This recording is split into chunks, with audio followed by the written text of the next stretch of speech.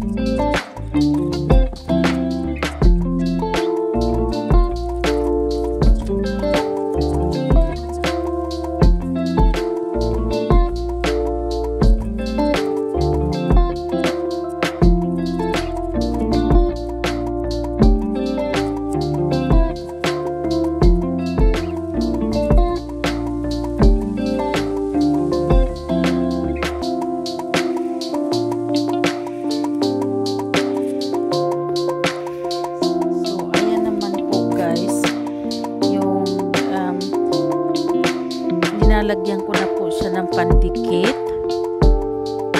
para sa ganon yung mga nakuha ko pong mga yung parang yung mga damo-damo sa bundok, diyan ko po ilalagay, bali parang pinaka-bermuda kunyari. Tapos nilalagyan ko po siya ng pandikit sa loob. Tapos yun naman sa gitna, yun po yung kahoy na pinagputol-putol ko, ginawa kong hagdan. Tapos mayroon po siyang maliit na balkon sa taas, yun ang pinaka-design ko sa kanya. O yung sa kanan ay may damo ako, totoo pong damo yan. Tapos yung sa kaliwa naman bulaklak ilalagay ko, parang ang kahoy din po yung paikot na ilinagay ko dyan, parang maging anuhan ng halaman na kahit sabihin pa pag diniligan kasi yung yung halaman, so kasi original pong halaman yan, so hindi po siya mamamatay. Sana hindi po mamatay. Yan po yung aking pinaka-decoration. Tapos lalagan ko po yan ng bato. Sa pagbumaba ng hagdanan ay may bato po siya. Okay, so panoorin nyo na lang po yung mga susunod na gagawin ko dito, guys.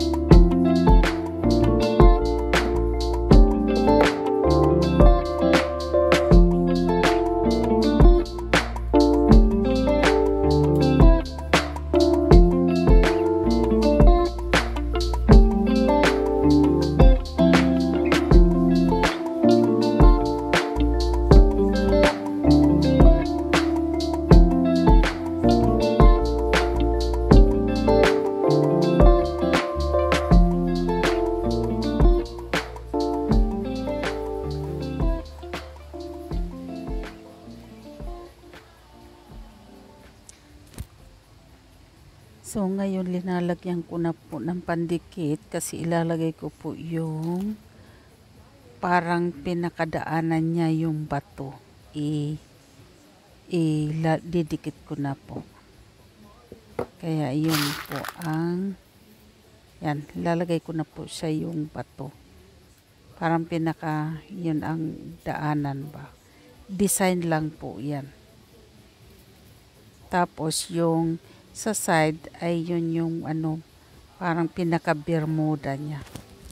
So ngayon yung pinaka-side po niyan, linalagyan ko na po ng lalagyan ko na po siya ng halaman. Yan po yan. So totoo pong halaman po yung linagay ko. Kasi kahit sabihin natin pag sana nga hindi mamatay, yung pinaka flower base niya ay gawa din po yan sa kahoy. Tapos linagyan ko po ng lupa sa may ilalim, tapos yung halaman para sa ganun pag diniligan siya, laging diligan, hindi po mamamatay yung halaman. Yan, bali decoration ko po yun, guys. Yan po.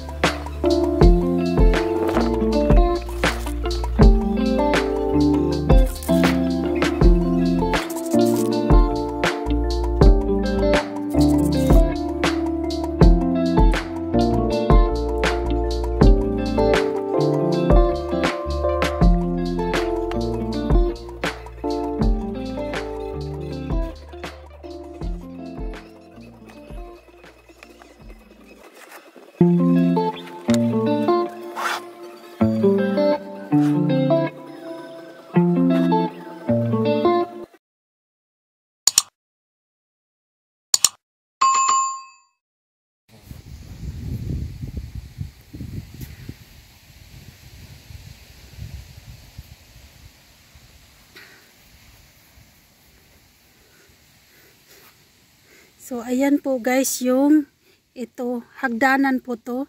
Hagdanan, pag ganon. Yan. Tapos, ito yung pinaka mini balcony po niya.